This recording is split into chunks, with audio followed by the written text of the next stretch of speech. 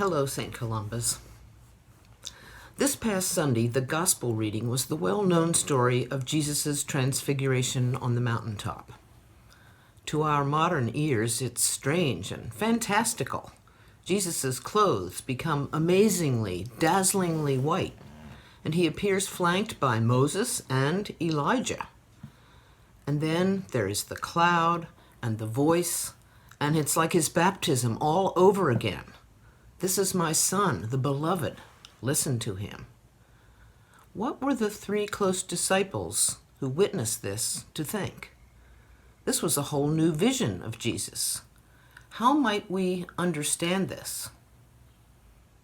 Well, here's my transfiguration story. Some years ago, in January, I boarded United Airlines' 9 a.m. flight to San Francisco to visit my son Chris, who was then interning as a culinary school student at a high-end downtown restaurant.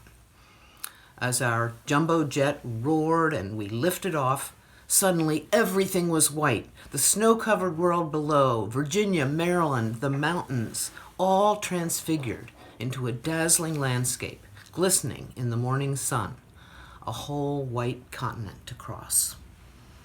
And then San Francisco.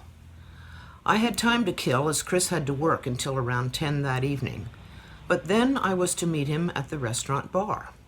I sat down and ordered a glass of one of those rich, full-bodied, oaky Chardonnays that I adore and waited for Chris. A few minutes later, I looked up and saw my tall, handsome son walking towards me, dazzling white, with his crisply starched toque on his head, white trousers, white jacket, a vision of a professional chef, smiling from ear to ear. In that moment, Chris was transfigured before me. In that moment, I glimpsed the chef he would one day be. In that moment, I saw the potential and the possibility and a young man beginning to realize his dreams. It's a mother's treasured memory, a transfiguration moment. I think moments like this happen a lot. Jesus' disciples suddenly, dramatically saw him in a new way, and their sense of who he really was changed, and their faith in him was enhanced.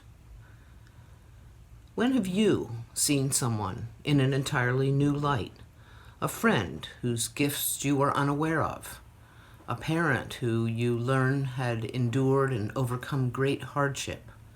A young poet like Amanda Gorman showing us dazzling potential, pointing to future greatness. These are transfiguration moments even when not clothed in miraculous trappings. And like the disciples who wanted to build dwellings to hold their vision, we can't do that. The vision is fleeting. We returned to the day-to-day, like Peter and James and John, just there, alone with Jesus. But, like them, we hold these moments in our hearts, moments when, I believe it is God, who lets us see beyond what is to what is to come, who lets us glimpse glory and revel in it.